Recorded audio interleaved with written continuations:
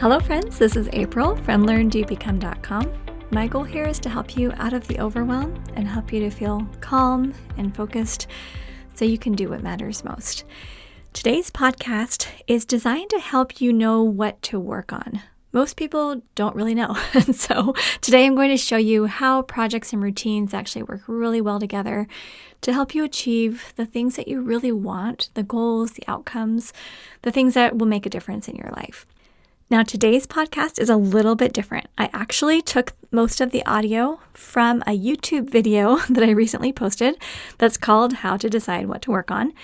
If you haven't yet subscribed to our YouTube channel, you can go to youtube.com/LearnDoBecome or just search LearnDoBecome on the YouTube app and you can hit subscribe. We actually have a lot of videos for you there. So it's kind of a fun way to keep you company while you're getting things done.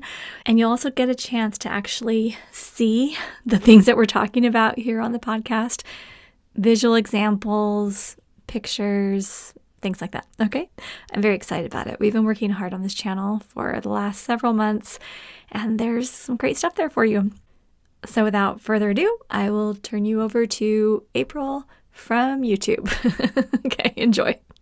The basic overview is that hopefully in your personal and professional life, you have some strategic objectives, just general things that you're working towards, maybe some goals or outcomes that you want for the month or quarter or year.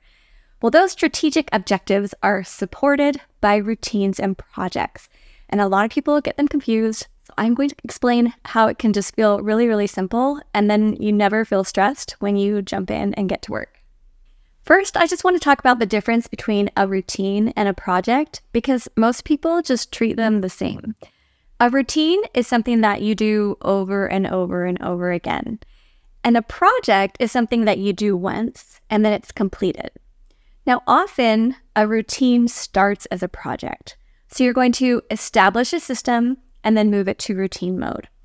That way, when you set up your projects and routines, you're going to have a general idea of how they're going to work together. Now, what I'm talking about today is going to apply particularly to how you would do it in a business, but you can take the exact same process and apply it to your personal life. And if you're working with a team, everyone on the team can do the same thing. The reason why this matters is because most people, when they sit down to work, they just start tackling whatever is top of mind. Maybe whatever was covered in a meeting or whatever they just heard about that day or whatever they're just thinking about as they get into work. However, if you only work on what's top of mind, when do you actually do the things that matter most? Probably not very often, right? So I'm going to show you how you can use the structure of routines and projects to help you actually do the things that are going to move you toward your strategic objectives. Each person needs to have a routines list and a projects list. And you can create this either on paper or most people use some kind of a digital project manager like Asana or Monday, Trello, Basecamp. New ones come up all the time, but they all work with this general structure.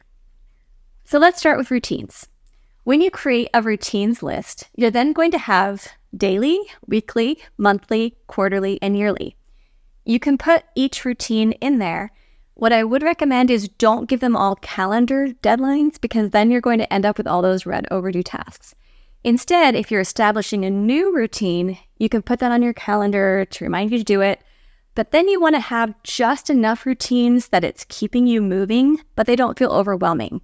And you check that list at least once a week, make sure they're happening, and you just move forward getting the routines done. For a projects list, I recommend you create current, in progress or waiting, next in line, or someday. Now, it's really important that on your personal current list for a profession, you have no more than 3 projects. You want to have just a very simple list, and you know, this is my focus for the month. And these are things that you can actually check off by the end of the month, know that they're done, and then you can move them down to completed. I get asked a lot, well, what if I'm working on a project and then I delegate it to someone else or I hire someone to help me with it and now it's in their court? Do I just keep it on my current list? Well, I'd recommend you then move that to the in progress or waiting and maybe add a calendar trigger for when you need to follow up. So that way it's not on your current list. You're not thinking about getting it done because you know it's being handled by another person, but you're going to follow up when it makes sense. The reason the next in line and someday works beautifully is because let's say you go to a conference, or let's say some new ideas come up, or you read a book and you think, oh, this is going to be great. You can't do everything right now. But what most people do is they just say, okay, I'll do that. And they end up with 50 projects on their current list, but then nothing gets done. Instead, when you go to that conference or read that book or get that idea, you ask, does this make sense to become one of my 3 current projects? Or is this next in line kind of towards the top? Or is this someday? That way, in your mind, you're able to prioritize and see exactly what matters, and you always know what your focus is. Another little pro tip is when you create your projects, there's usually a little place for a description or subtasks or things like that. In the description, I keep all relevant links, things to maybe the bigger files or more information, or maybe there's images or PDFs or things that you need to put in there. You could also even break it down and put some of your subtasks so that it's ready for you. That way, even if it's in someday, when it's time for that someday project to become current, you have everything you need. And if you're working with a team or a partner, they can easily go in and see all the relevant information, and then you're not just going through all your digital clutter and trying to find the things that you need. And I know you know what I'm talking about. So let me just give an example of how something would start as a project and go to a routine. Let's say you have a company that wants to start doing a weekly newsletter. First, that needs to be a current project to establish the weekly newsletter routine.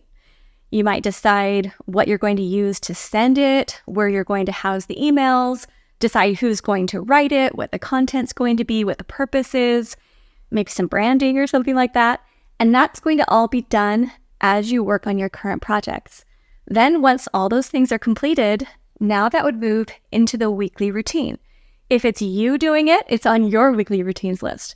If it is someone else doing it, obviously it's on theirs. But that way, each person who's working professionally knows what their projects are that they own. They know what their routines are that they own. And if you need to check up or consult with one another, you've just got the calendar triggers to help you do that. The reason I love this so much is because when you think about how you're going to start your day and you go into work, or maybe you sit at your desk, or you have a couple hours, whatever it is for your life, first of all, you just look at your calendar and see, okay, where are my meetings or appointments? And then during the open time, instead of just working on whatever's top of mind, you say, okay, what are my routines that I need to be doing today?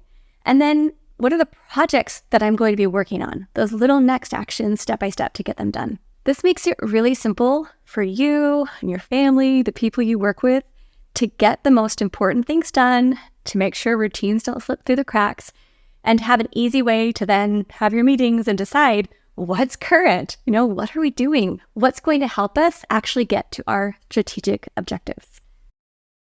Okay, I hope that you enjoyed that. And if you want to see a typed out list of everything I talked about on the podcast, it's on our show notes page, LearnDoBecome.com/episode 205.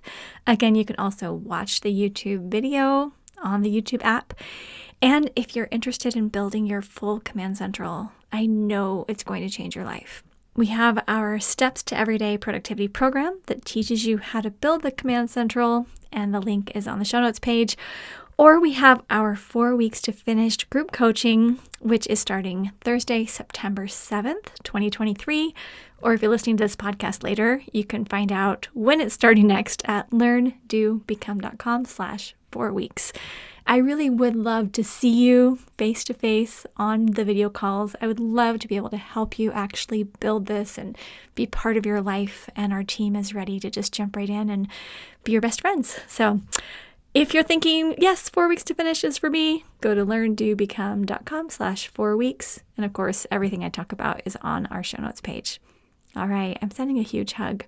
I know what it's like to be in overwhelm or to feel like there's just way too much going on.